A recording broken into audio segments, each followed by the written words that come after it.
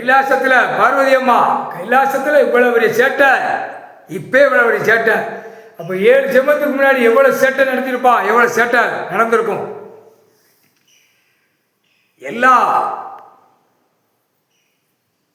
அரசியல்வாதி பிஜேபி தொலைஞ்சான், உள்ள கரவேட்டி கட்டி கைலாசத்தில் வந்து சுற்றிட்டான். இந்து முன்னணின்னு அவன் பேர் தான். கடவுள் உச்சியில் உட்கார்ந்துருக்காரு, உள்ளே வரக்கூடாது. கரவேட்டியாரு கட்சி கொடியா திமுக கட்சிக்காரன் வந்தான், இப்போ எல்லாம் நொறுங்கி போதா, நொறுங்கி போ. அவனுக்கு தெரியலாம் நம்ம ஆட்டத்தில் இருக்கோம், கைத பேப்பர் நம்மகிட்ட அந்த சீட்டு விளையாடுற பேப்பர் கெட்டுக்கட்டாக நம்மகிட்ட இருக்குன்னு அவன் நினைக்கலாம். எல்லாமே நொறுக்கி விட்டுருவார். ஆசை இன்னும் கொடுப்பார். அவர் டயம் வர்றது வரைக்கும் அவர் ஆசை கொடுப்பார். எல்லா அரசியல்வாதிக்கும் ஆசை அள்ளி கொடுப்பார். உனக்கு எவ்வளோடா வேணும் அப்படின்னு அள்ளி கொடுப்பார்.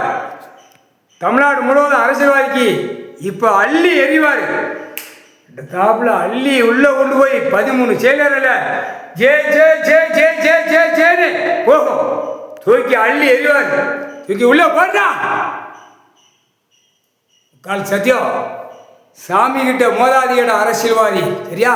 சாமி இல்லைன்னு சொல்லி மோதாத சேட்டை பண்ணுதான் பார்த்தியா? அரசியல்வாதி சேட்டை பண்ணுதான். பிஜேபிங்கிற கரவேட்டியை கட்டி சுற்றிட்டான், ஒரு சுற்றிட்டான். அப்போ டெல்லி சோழி முடிஞ்சா? இவன் தான் கடைசி எதிர்பார்த்தார் இந்த எலெக்ஷனுக்கு முன்னாடி. முக்கால் சத்தியம்.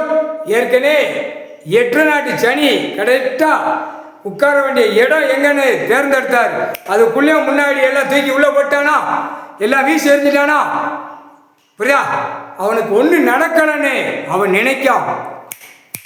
அந்த பத்திரம் போட்டு குடும்பத்துக்குள்ளேயே மவனை ஏமாத்தின வேக 2 வேலு நினைக்கான்.